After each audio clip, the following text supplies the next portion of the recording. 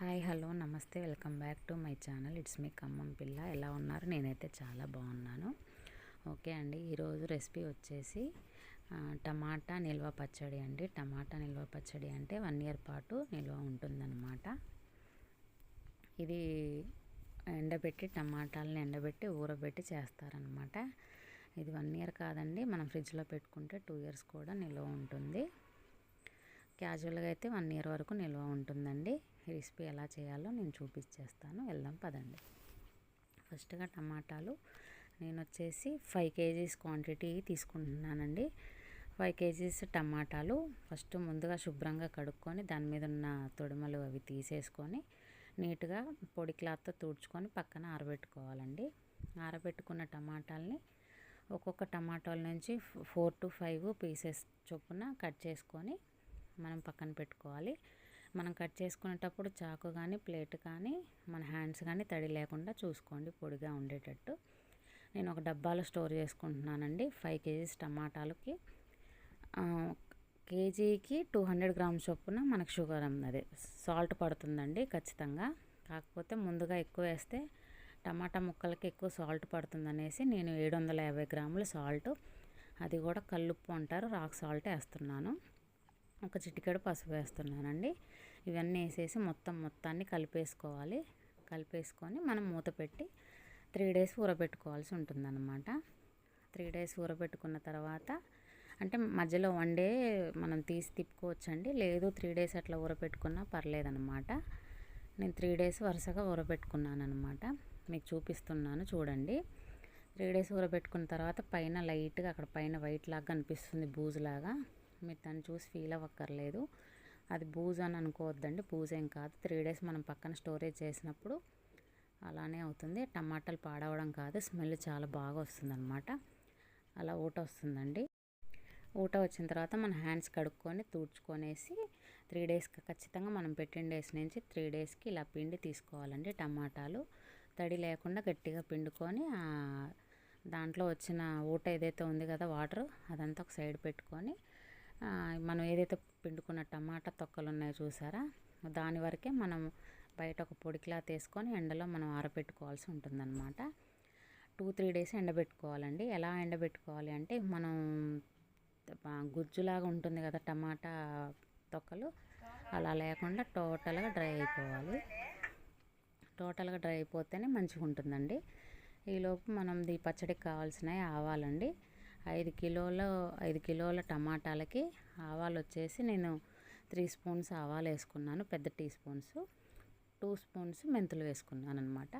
Tea spoons అయితే కాదండి, కొద్ది పెద్ద స్పూన్స్. నెక్స్ట్ వచ్చేసి మనకి టమాటాలు 5 kgs టమాటాలకి ఇప్పుడు కేజీ టమాటా చొప్పున చెప్తున్నానండి. కేజీకి 200 grams పక్కా వేసుకోవాలి. కారము అంతే, చింతపండు అంతే, సాల్ట్ అంతే, అది గుర్తుంచుకోండి.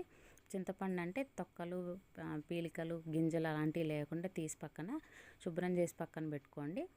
ఈ టమాటా ఊట ఏదైతే ఉందో అందులో ఈ చింతపండుని మనం నానేసుకోవాలి. అది ఎప్పుడు అంటే మనం ఎప్పుడైతే మిక్సీ పట్టుకుంటామో, టమాటా పచ్చడి ఎప్పుడైతే మనం మిక్సీ పెట్టుకుంటామో ఆ రోజు మాత్రమే వేసుకోవాలి, లేకపోతే బుడ్డిపోతుందండి. ఒక 2-3 hours ముందు వేసుకోండి సరిపోతుంది. నెక్స్ట్ మనం ఏదైతే ఎండబెట్టుకున్న టమాటా తొక్కలు ఉన్నాయి కదా, వాటిని కూడా మనం ఇట్లా మిక్సీ చేసుకోవాల్సి ఉంటుందన్నమాట. దాన్ని కూడా తీసుకొని ఏం చేస్తామంటే, ఇప్పుడు మనం ఏదైతే చింతపండు నానబెట్టాం కదా, అందులోనే నానబెట్టిన చింతపండులోనే ఈ టమాటా తొడికలు కూడా వేసుకుంటామండి.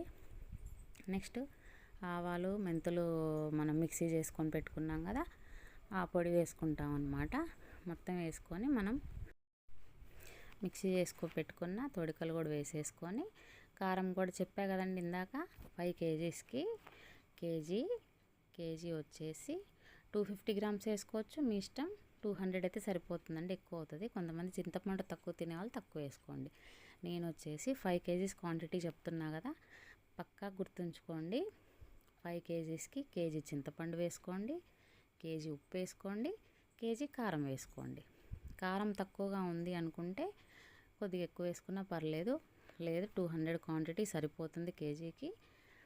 కారం ఎక్కువ ఉంది అంటే తక్కువ వేసుకోండి, ఓకేనా. మీరు కనుక మరీ ఎక్కువ వేసుకుంటే బాగా ఘాటు ఎక్కువ అవుతుందండి. నేనైతే ఇంట్లో పట్టించింది వేసుకున్నాను. ఈలోపు గ్రైండర్ మనం శుభ్రం చేసి పెట్టుకొని మనం ఏదైతే నానబెట్టి పెట్టుకున్నాం కదా, చింతపండు, కారము, ఆవాలు, మెంతులు అన్నీ కలిపి ఉన్నది కదా, ఈ నానబెట్టిన పేస్ట్ని మనం గ్రైండర్లో వేసుకొని గ్రైండ్ చేసుకోవాలి. గ్రైండ్ చేసుకుంటే సరిపోతుందండి. ఇంకా నెక్స్ట్ సాల్ట్ అవన్నీ వేసాం కదండి, తర్వాత మిక్సీ పట్టాక మీకు సాల్ట్ ఏమైనా తక్కువ ఉంటే అప్పుడు సాల్ట్ వేసుకోండి, సరిపోతుంది. గ్రైండర్ చేసుకోండి. గ్రైండర్ వీలుగా లేదు అనుకుంటే మిక్సీ కూడా చేసుకోవచ్చు అండి. నాకు తెలిసి గ్రైండర్ కంటే కూడా మిక్సీ బెటర్గా ఉంటుందండి. ఎందుకంటే గ్రైండర్ చాలాసేపు మెదుగుతుంది, దాంట్లో కొద్దిగా ఏదన్నా అడ్డుపడ్డా కూడా మనం చాలాసేపు దానికోసం వెయిట్ చేయాల్సి ఉంటుంది. పెద్ద గ్రైండర్ ఉంటే బెటర్, దాంట్లో మెదుపుకోండి. లేదంటే మిక్సీ అయినా సరే మెత్తగా అయిపోతుంది. ఇంకా ఓకేనండి, పచ్చడి రెడీ అయిపోయింది. దీనికి మనం కావాల్సిన క్వాంటిటీ అంతా కొద్దిగా తీసుకుంటూ మనం తాలింపు వేసుకుంటే సరిపోతుంది. తాలింపు పెట్టే విధానం చూద్దాము. నేను కొద్ది క్వాంటిటీకే ఎప్పుడు కావాలంటే అప్పుడు తీసుకొని క్వాంటిటీ ప్రకారం తాలింపు పెట్టుకొని సరిపోతుంది.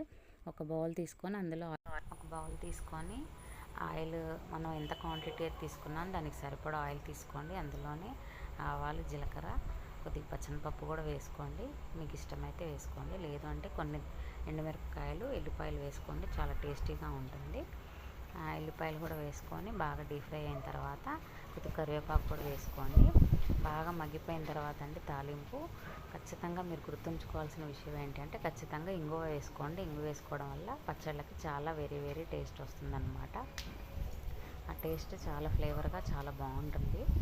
నెక్స్ట్ వచ్చేసి ఏంటంటే ఈ తాలింపు పెట్టిన తర్వాత వేడి నూనెలో ఈ తాలింపులో ఎట్టి పరిస్థితుల్లో కూడా మనం పచ్చడి వేయకూడదండి. వేస్తే కొద్ది స్మెల్లీగా అలా అనిపిస్తుంది అన్నమాట. మనం ఎప్పుడైనా ఒకటి గుర్తుంచుకోవాలండి, వేడిగా ఉన్నప్పుడు తాలింపు ఎట్టి పరిస్థితుల్లో మనం పచ్చడి దాంట్లో పెట్టద్దు. తాలింపు ఎప్పుడైతే మనకు చల్లారిపోతుందో అప్పుడు మాత్రమే ఏదైతే మనకు పచ్చడి మిశ్రమం ఉంది కదా అది మనం ఈ తాలింపులో మనం కలుపుకోవాల్సి ఉంటుందండి. నేను ఇది వీడియో చూపించాను, కొద్దిగా వేడిగా ఉన్నప్పుడే మీకు వేసి చూపిస్తున్నాను. కానీ మీరు మాత్రం నూనె చల్లారిపోయినప్పుడు మాత్రమే మీరు ఆ పచ్చడిని దాంట్లో వేసుకోండి. చాలా టేస్టీగా ఉంటుందండి పచ్చడి. మీరు కూడా పెట్టి ఎలా వచ్చింది అన్నది, నాకు ఈ రెసిపీ ఎలా వచ్చింది అన్నది ఒకసారి నాకు కూడా షేర్ చేయండి, కామెంట్ రూపంగా చెప్పండి.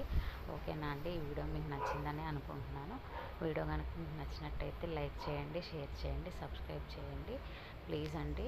మీరు చేసే ఈ సపోర్ట్ వల్ల నేను ఇంకా వీడియోస్ తీయడానికి నాకు సపోర్టివ్గా ఉంటుంది. ప్లీజ్ అండి, ప్లీజ్ సబ్స్క్రైబ్ చేయండి, ప్లీజ్ లైక్ చేయండి.